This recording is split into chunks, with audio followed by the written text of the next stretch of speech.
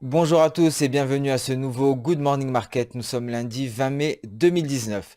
L'actualité de la semaine, c'est tout d'abord l'arrêt complet des négociations entre l'administration américaine et l'administration chinoise qui ne prévoit plus de se rencontrer lors du G20 prévu à la fin du mois de juin.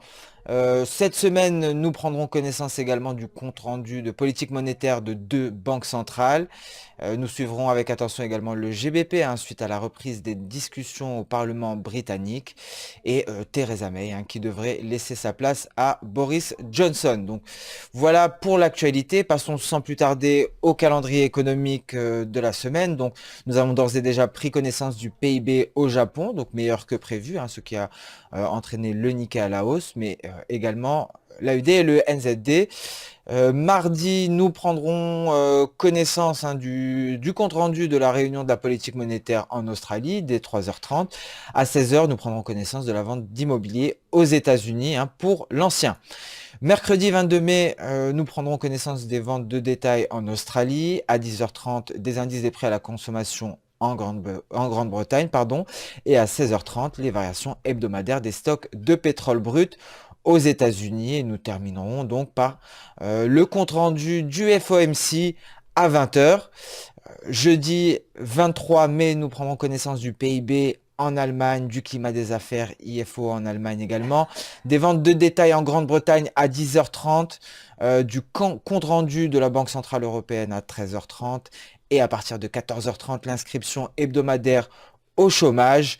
À 15h45, le PMI manufacturé aux États-Unis pour terminer la semaine ce vendredi par des chiffres en provenance du Japon très tôt le matin, l'indice des prix à la consommation, et en début d'après-midi à 14h30, les commandes de biens durables aux États-Unis pour terminer cette semaine. Mais attention, donc l'actualité de la semaine sera ce dimanche 26 mai avec les élections européennes.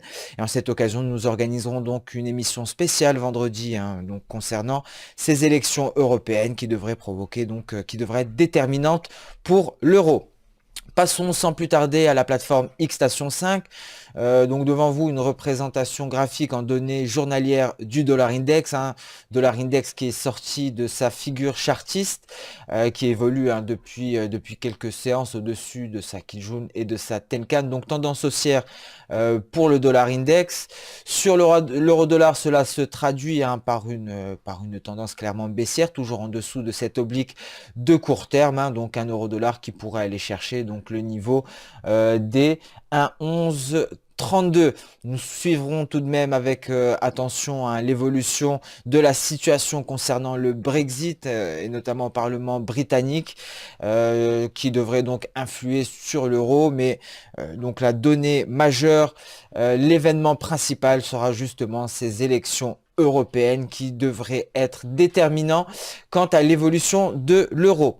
Le câble à présent, le GBP-USD, je vous le rappelle, qui était sur des plus bas trimestriels, donc tendance baissière depuis plusieurs séances. Le GBP sous pression qui vient chercher cette oblique de long terme. Je vous le rappelle, c'est une oblique c'est une oblique qui est d'actualité depuis 2016 maintenant, et le GBP-USD pourrait venir la chercher. Donc tout dépendra de l'évolution de la situation en Grande-Bretagne et notamment des négociations concernant le Brexit. Donc un GBP sous tension cette semaine, donc un GBP-USD que nous garderons sous surveillance. Passons à présent à l'AUD, donc l'AUD-USD rebond dû aux élections en Australie. Donc c'est le parti libéral qui l'emporte à la grande surprise. Donc le parti travailliste était clairement privilégié lors de ces élections, et donc contre toute attente, c'est le parti libéral qui l'emporte, causant un rebond de l'AUD-USD. Mais rebond AUD-USD que l'on peut expliquer également par de bonnes données en provenance du Japon. De la même manière, un rebond du NZD-USD qui évolue tout le temps sous son oblique de long terme, pardon. Donc rebond de la même manière hein, dû aux élections australiennes et aux bonnes données macroéconomiques en provenance du Japon.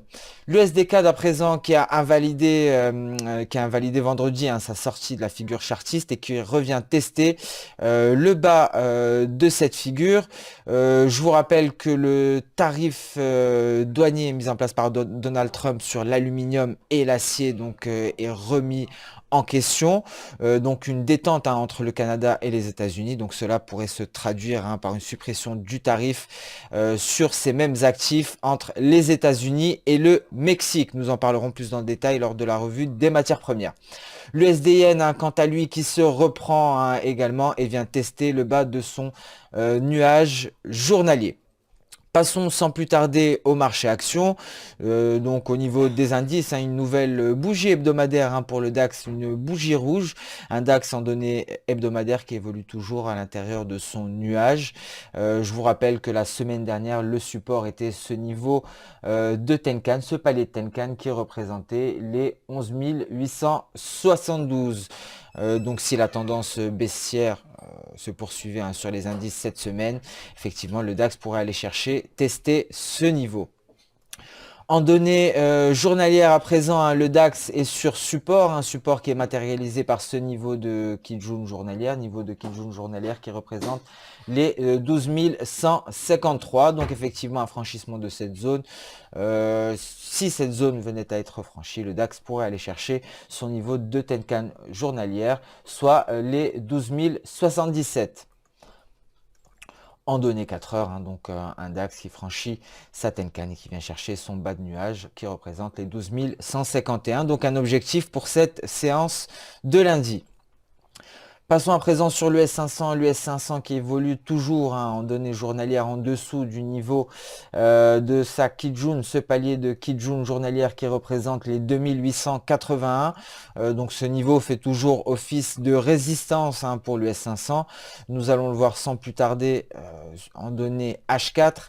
En données H4, effectivement, voici cette Kijun journalière hein, qui a rejeté les prix en fin de semaine dernière. Donc actuellement, l'US 500 est sous résistance, une résistance qui équivaut à sa Tenkan journalière et pourrait aller chercher donc sa Kijun en données journalières qui représente les 2853. De la même manière, hein, l'US 30 à l'intérieur du nuage, toujours en dessous de cette résistance journalière, donc de cette Kijun en palier qui représente les 25 950.